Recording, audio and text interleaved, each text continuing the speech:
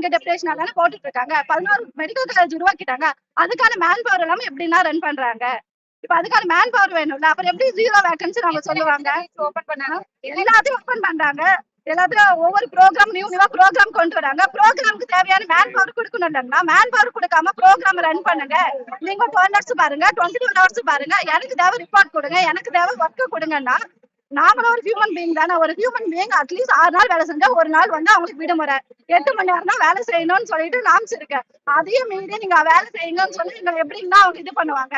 அது மட்டும் இல்ல, இப்ப வந்து என்ன பண்றாங்கன்னா 11 மாசம் கான்ட்ராக்ட்னு ஒரு போஸ்டிங் எடுக்கிறாங்கன்னா படிச்ச ஸ்டாஃபா 11 மாசம் கான்ட்ராக்ட்ல அமர்த்துறாங்க. திரும்ப 11 மாசம் முடிஞ்சோடனே திரும்ப நியூ கான்ட்ராக்ட், திரும்ப அவங்க வெளியே அனுப்பிட்டு புதுசா திரும்ப ஜாயின் பண்ற மாதிரி இது மாதிரி மட்டும்தான் தொடர்ந்துட்டு வருது. அது மட்டும் இல்லாம எங்களுக்கு முதல் 2015 கொடுத்த சம்பளம் வெறும் 7,000. அதை நாங்க போராடி 2021, 22 14,000 ரூபாய் இவங்க உயர்த்தினாங்க. அதுக்கப்புறமும் திரும்ப போராடி எங்களுக்கு இப்ப 18,000 வந்திருக்கு. ஆனா இன்னும் சில கவர்மெண்ட் ஹாஸ்பிட்டல்ல அந்த 14,000 தான் சம்பளம்.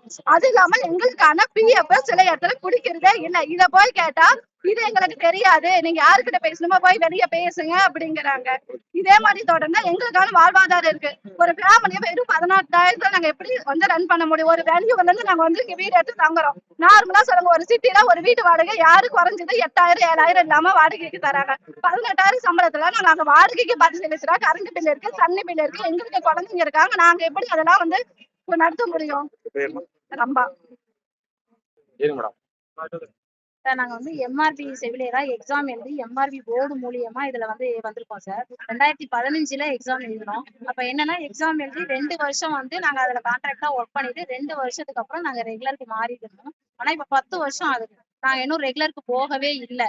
நாங்க என்ன கேட்டோம்னா அவங்க தேர்தல் கால வாக்குறுதி வந்து 356 வந்து நிறைவேற்றி கொடுங்கன்னு நாங்க கேட்கிறோம். பிளஸ் வந்து ஈக்குவல் பே ஈக்குவல் ஒர்க்குக்கு நாங்க கோர்ட்ல கேஸ் போட்டு அதுக்கு ஜட்ஜ்மெண்ட்டும் நாங்க வாங்கிட்டோம். வாங்கினதுக்கு இவங்க வந்து ஹைகோர்ட்ல வந்து அதை அப்பீல் பண்ணிருக்காங்க. சோ நாங்க 2 கோரிக்கையா என்ன கேட்கிறோம்னா, ஒண்ணு எங்களுக்கு வந்து தேர்தல் வாக்குறுதி 356 நிறைவேற்றி கொடுங்க, இன்னொன்னு ஈக்குவல் பே ஈக்குவல் ஒர்க்கை வந்து ஹைகோர்ட்ல கேஸ் போட்டுக்கிறத ரிட்டர்ன் வாங்குங்கன்னு சொல்லி உண்ணாவிரத போராட்டத்துக்கு ஏற்பாடு பண்ணோம் சார். அப்பவும் 5 மணி வரைக்கும் எங்களுக்கு வந்து எதுவுமே சென்னையில பார்க்கவே இல்லை.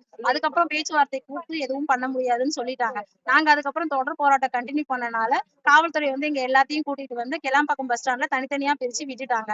அங்கேயும் நாங்க போக மாட்டோம்னு எல்லாரும் உட்கார்ந்து இருந்தப்ப எங்களை வந்து அரெஸ்ட் பண்ணி கொண்டு போய் ஒரு மண்டபத்துக்குள்ள போட்டாங்க. அங்க கொண்டு போய் வச்சிருந்து நேத்து நைட்டு 8 மணிக்கு எங்களை வெளியே விட்டுட்டு கதவை சாத்திட்டு எல்லா லைட்டையும் ஆஃப் பண்ணிட்டு இருட்டுல விட்டுட்டு போயிட்டாங்க.